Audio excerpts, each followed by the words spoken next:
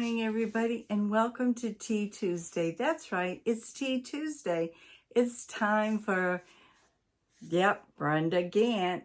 It's gonna be good, y'all. Don't you know that? It's going to be good, you all. Today's Memorial Day, and I hope everybody's having a wonderful day in whatever you're doing. I'd like to say thank you to all the women and men that served out there. And let's get on with what we're going to do for the day. Let's see here. Thank you for Kathy's Favorite Things, for hosting this open collab, and Kathy's Favorite Things. So this is going to be wonderful this week. It is lean times. Now this is going to be very interesting. Living on a penny and a prayer with my love. We all need a love, don't we? Sometimes we have them here and sometimes we don't. Sometimes they're far away and we wish they were there with us. And sometimes we wish we had them and sometimes we don't. What can I say? Okay, here we go. My George and I were only married 2 short weeks when he left me for his Marine duty. I know we could have waited until his return to marry. But when you are young and in love, who cares about waiting? Not me. I was ready.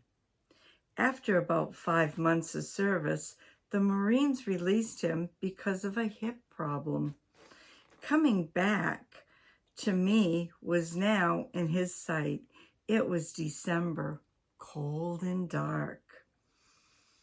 I was living with my parents since George and I weren't long enough to even rent an apartment, weren't married long enough to have an apartment. One night about midnight, there was a knock at the door. I heard it, and so did Mama. She stayed in bed with Daddy because she knew it had to be George. I wanted our reunion to be special. Beautiful hair, makeup, and the very best perfume dabbled on my neck. That's what I was hoping for. But instead, I had a head full of hair rollers. That's what we did back then. Slept with a head full of pure torture. My breath smelled of garlic and onions left over from supper. Mama and Daddy's neighbors were Italian and invited us over to eat a huge, spicy meal with them.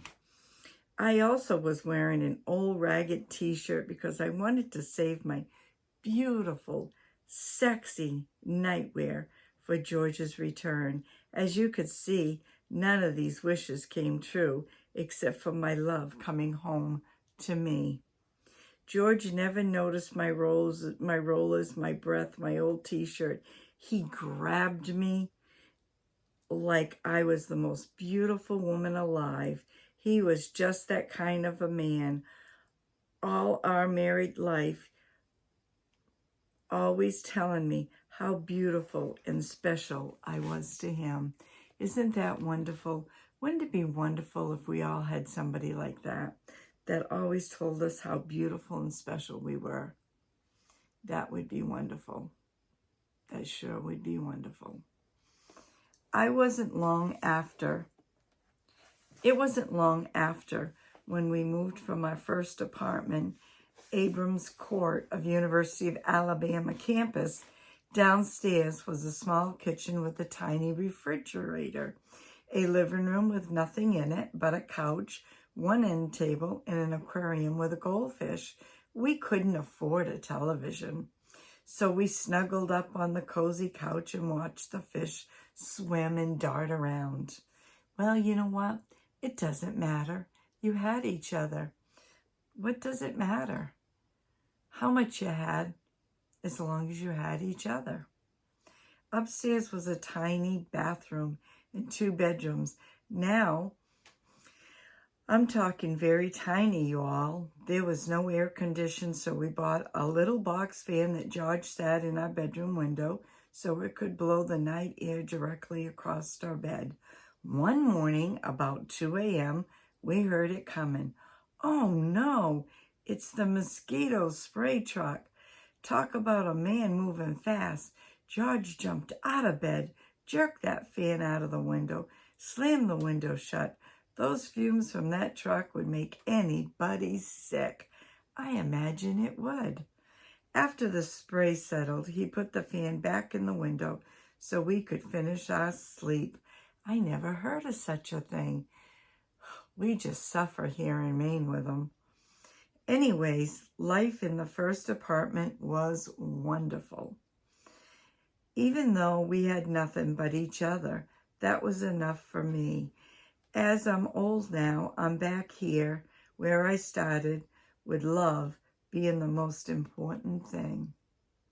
I have more now material-wise. I live in a big house with air conditioning, with lots of stuff. But true happiness comes from our love from one another and from the Lord. I have this in the beginning, and I have it now. Blessed is the one who finds love all through their life when it's gone. True love remains. Opposite the left is Brenda and George on their wedding day, August 22nd, 1968. This page is Brenda and George testing chicken and dumpling. Family photo of Dallas, George and Hannah, and Brenda. What a wonderful love story. If we all could be that happy in a love story. Now let me show you. Here we go. So that's what I have for this Tea Tuesday. And I don't have anything to drink because I have some important things to do and I don't want to have to piddle. You can have a beverage of your choice. It doesn't matter what it is.